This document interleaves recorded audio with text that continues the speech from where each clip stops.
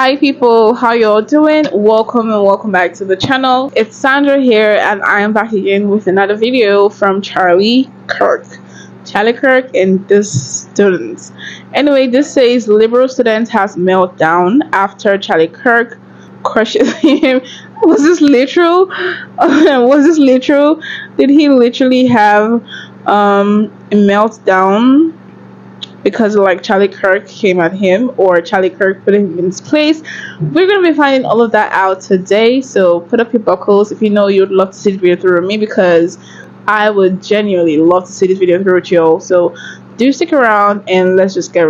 Hi, to address your previous assertion that race means nothing, critical race theory is not being taught in schools. It is a academic theory that's pretty much delegated only to higher academia. They're not teaching it in schools. Your explanation of it was an oversimplification. You address the real history behind it, unlike most people. And why, if race means nothing, does it affect our history? Say 1921 Tulsa Race Massacre. Why is there such evil history with something that supposedly means nothing? Okay, so first of all, you're wrong. It is being taught in elementary schools. I'll give you an example. Not only is it being taught, it's being enforced.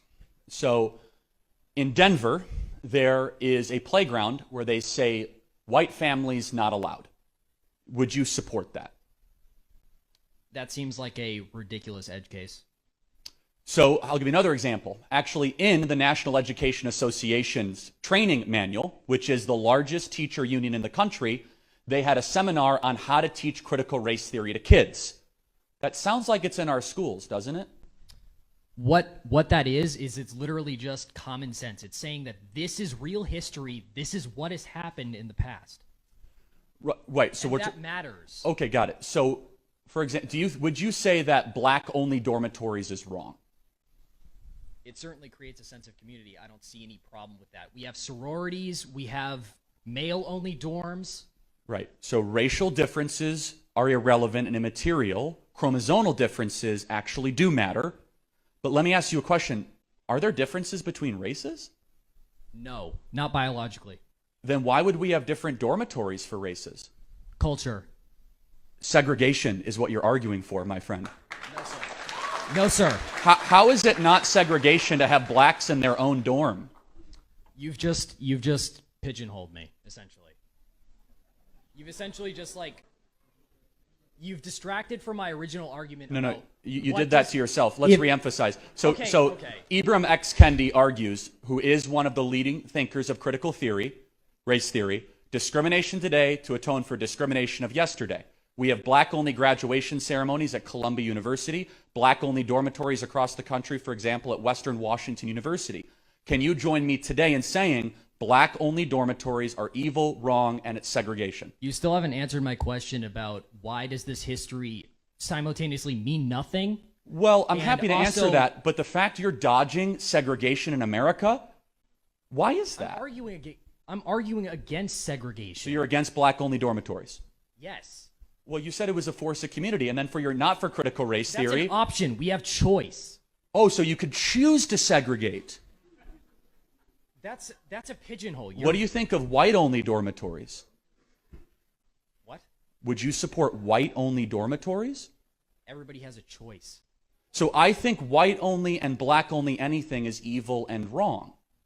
That's why I hate critical theory and critical race theory, because when it's put in practice, you start to discriminate people based on race. So we're now south of the Mason-Dixon line in North Carolina. We did a lot of work to get rid of segregation in this country. Why are you trying to bring it back? What work? The Civil Rights Act of 1964. In this state? Yeah, actually, in this state. Are there black-only bathrooms out there I'm unaware of, or white-only bathrooms? Nah. Right. A lot of work was done in this state. Your face is small. Well, thanks for being here. They always go to insults when they lose the argument. God bless you, my friend. Who are these kids? Who are these college students? Which college are they in? Because he is so confused. I don't know if he was aware that he was so confused. I don't know why people tend to use like insults and hostility as a defense mechanism. I don't even know why you should have a defense up when you are like wrong, when you realize that you were wrong about something. I mean, aren't people like always open to learn, most especially people who are in college, because you're there to learn. So it's like you are in your learning phase, and people do learn from different like types of education. Okay, formal, informal, what so it be, it's all education, and you're there to learn. Because he thinks white only playground, like white people not being accepted in a playground or in a space, doesn't make sense, but a black only dormitory should make sense because of like cultural differences, and that is not segregation, and that isn't racism. How? Like, just like it's wild. If he has said white, like white people not being let into a playground is bad, and black people not being like black people having their own dormitory is bad and evil and segregational, as Charlie already said, is bad, I would understand that. Okay, this person, this is just his view, right? It doesn't really resonate to mine, but like that's his view. Not to be confused about like where you truly stand in the racial and the segregational aspect of life, right?